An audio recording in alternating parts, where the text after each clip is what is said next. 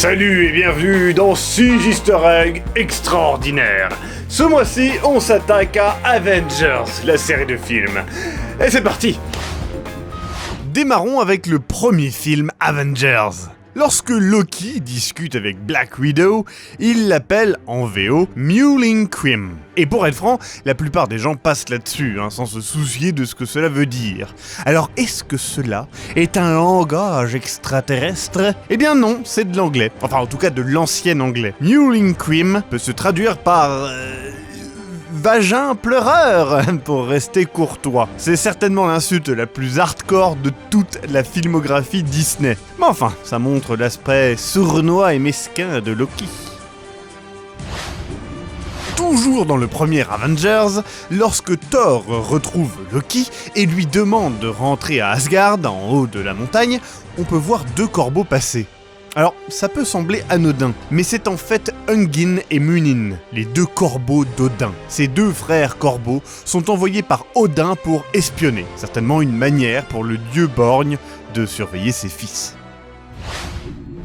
On passe maintenant à Age of Ultron, le 2e film Avengers. Lorsque Hawkeye se fait soigner, il est aidé par une scientifique nommée Helen Shaw. Elle est d'ailleurs super fan de Thor, et puis elle se fait posséder par Ultron. Eh bien, il se trouve qu'Helen Shaw, dans les comics, c'est la mère d'Amadeus Cho. Et si vous ne le savez pas, en plus d'être un génie, il devient Hulk lorsque Bruce Banner décède. Reste à voir si cela restera dans l'univers des films.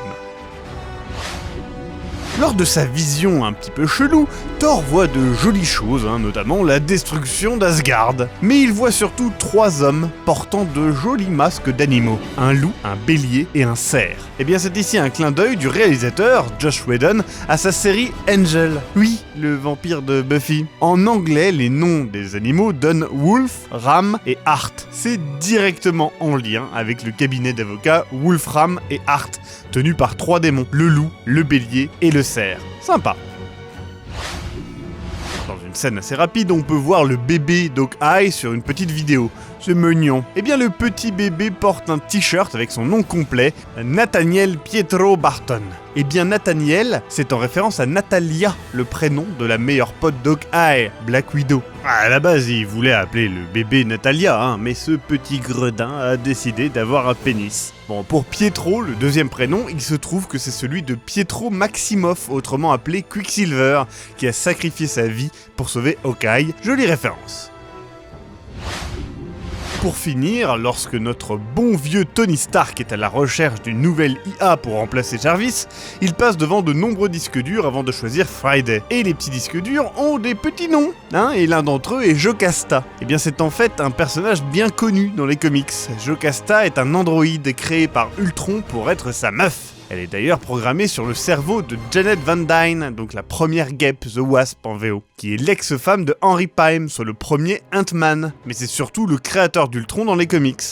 Vu que le scénario est très différent dans l'univers cinématographique de Marvel, peut-être que Jocasta restera à l'état de clin d'œil sur un disque dur. Et voilà, vous avez eu votre dose d'easter egg extraordinaire. Et ben à la prochaine fois.